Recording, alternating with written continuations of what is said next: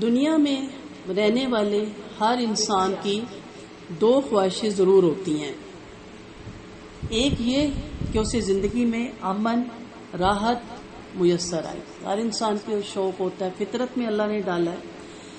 دوسرا یہ اس کی خواہش ہوتی ہے کہ سب کچھ اس کے پاس محفوظ رہے، کوئی اسے نقصان نہ پہنچا سکے.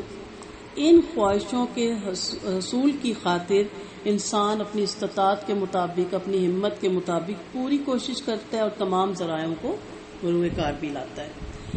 لیکن پھر بھی اکثر اوقات یہ ہوتا ہے کہ انسان کی خواہشات ادھوری رہ جاتی ہیں، کیونکہ دنیا اللہ نے بنائی ایسی ہے.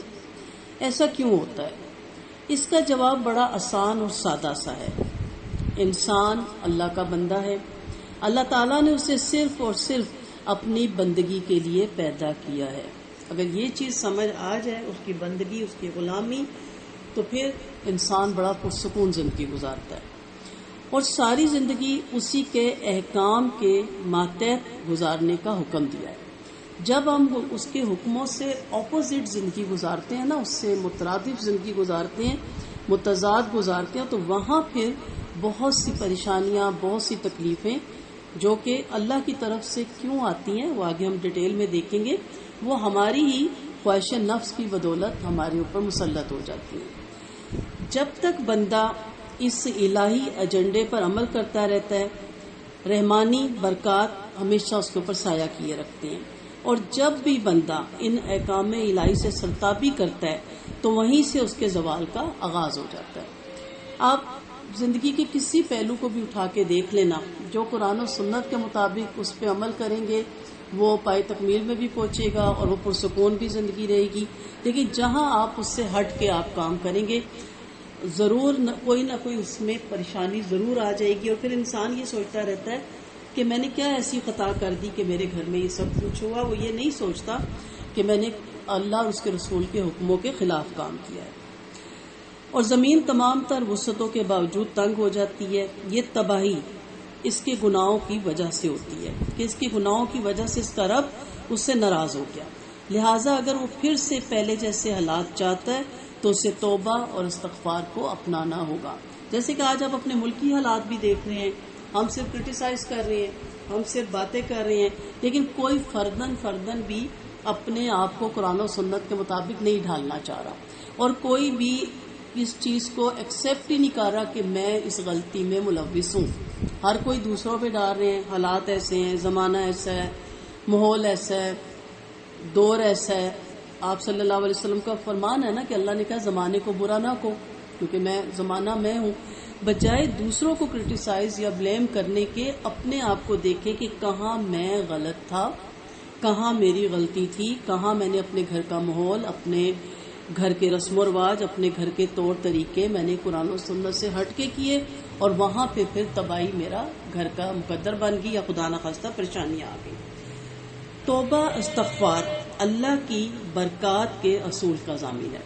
کثرت سے توبہ استغفار، یہ ضروری نہیں ہوتا کہ ہمیں وہ کہ ہمارے سامنے کوئی ہم سے بہت بڑا گناہ ہو گیا تو ہم تب کریں گے. اس کو چلتے پھرتے، اس کی کوئی لمٹ نہیں ہوتی.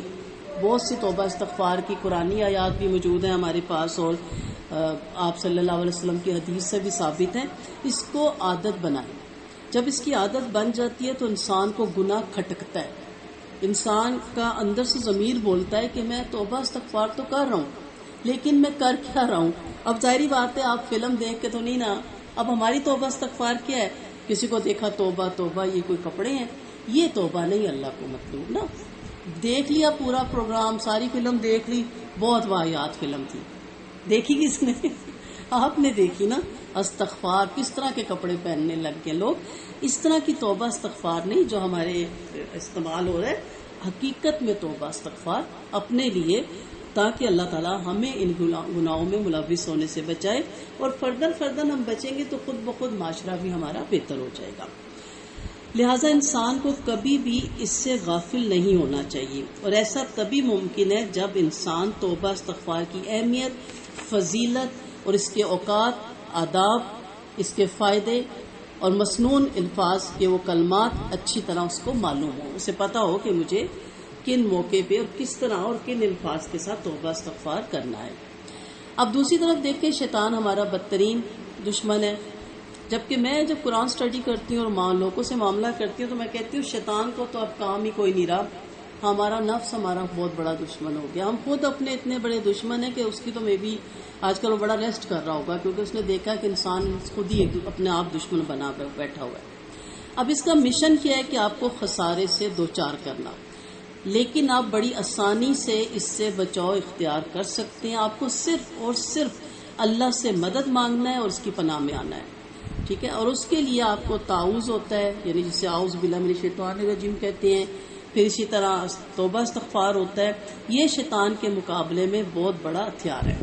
اب ہوتا کیا ہے کہ جب ہم سے کوئی آ کے کہتا ہے جی یہ مسئلہ، ہم کہتے ہیں باوضو رہیں، وہ سیٹسفائی نہیں ہوتے، ان کا دل ہوتا ہے کہ لمبے لمبے وظیفے بتائے جائیں، میں صبح بھی اتنی تسبیحیں کروں، شام کو بھی کروں، رات کو بھی کروں۔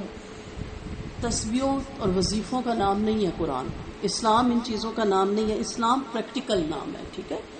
اسلام اور قرآن عمل کی پکار ہے کہ آپ اگر باوضو رہیں، واش روم جانا پڑتا ہے، ایک دفعہ کر لیں وضو، چلے 3 دفعہ کا ٹائم نہیں، آپ دیکھیں گے کہ شیطان آپ پہ اٹیک نہیں کر سکے گا۔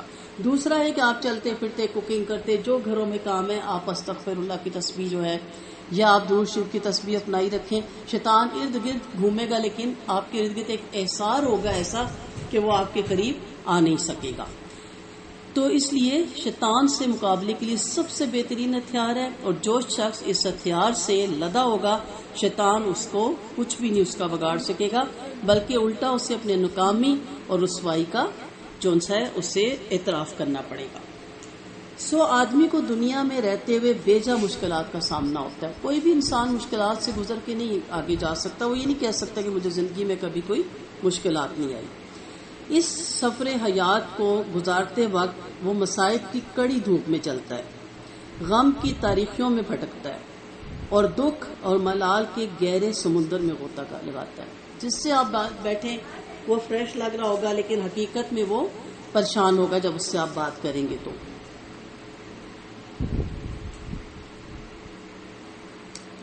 اب اس سلسلے میں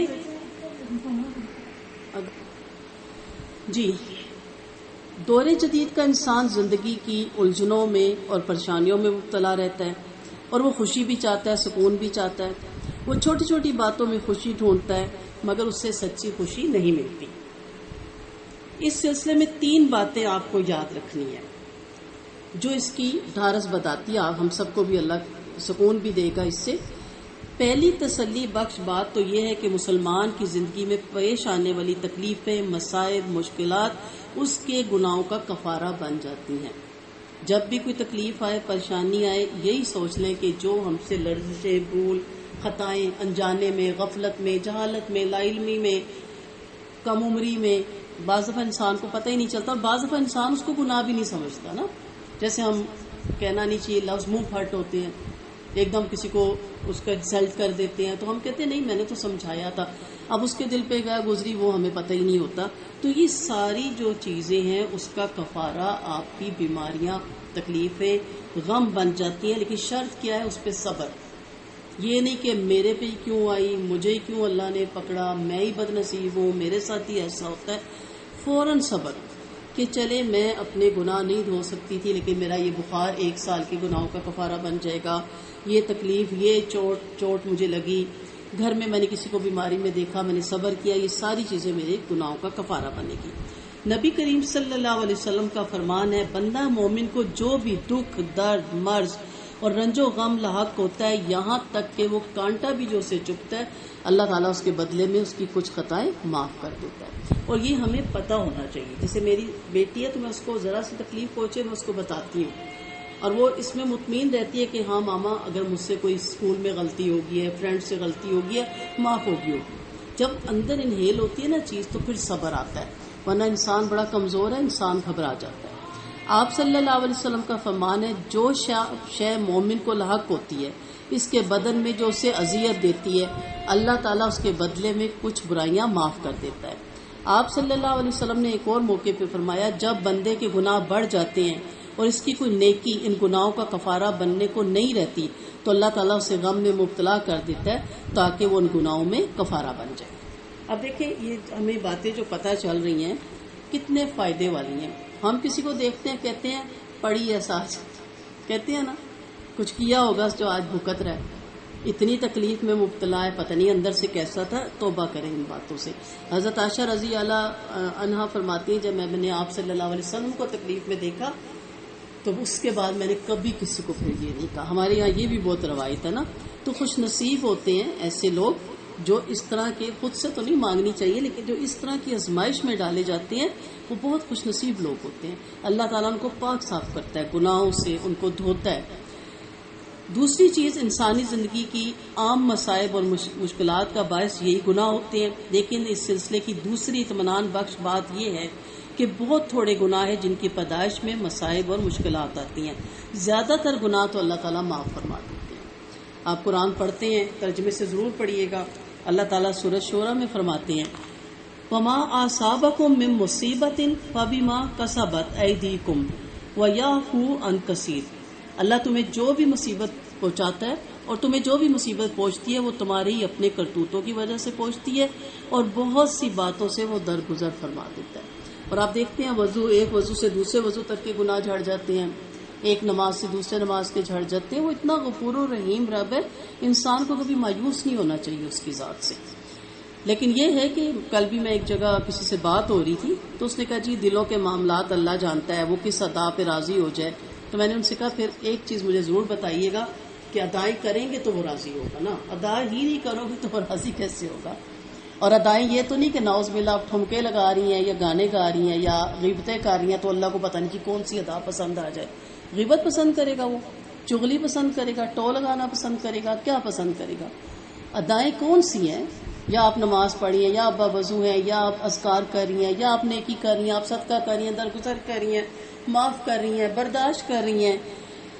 اس میں سے ہو سکتا ہے کسی کو آپ 100 روپیہ دے رہی ہیں اور وہ کتنے دنوں کا بھوکا ہے، اس کے دل سے دعا اٹھے اللہ. اب یہ تو میں ڈیٹیل میں نہیں جاتی، آپ جانتے ہیں مشہور واقعہ ایک عورت نے ایک کتے کو پانی پلایا تھا اور اللہ نے اس کو بخش دیا تھا. تو اس لیے ادائیں کرنی پڑتی ہیں اور وہ ادائیں جو محبوب کو پسند آئیں. تو میرے رب کو جو ادائیں پسند ہے وہ میں کروں گی تو وہ کچھ چلے گا نا. الٹے سیدھے کام کر کے کون جی وہ دلوں کے معاملے اللہ کے ساتھ ہے. اللہ تعالیٰ پتہ نہیں کس چیز پہ راضی ہو جائے، ان چیزوں پہ راضی نہیں ہوتا جو ہم نے اپنائی ہوئی ہے. ٹھیک ہے، ان چیزوں پہ وہ یاد رکھیے گا، یہ اس کی ناپسندیدگی کے کام ہے اور اس کی ناراضگی کے کام ہے. قرآن مجید میں اللہ تعالیٰ فرماتے ہیں اگر وہ تمام گناہوں کی پکڑ کرنے لگے تو روئے زمین پہ کوئی جاندار باقی نہ بچے.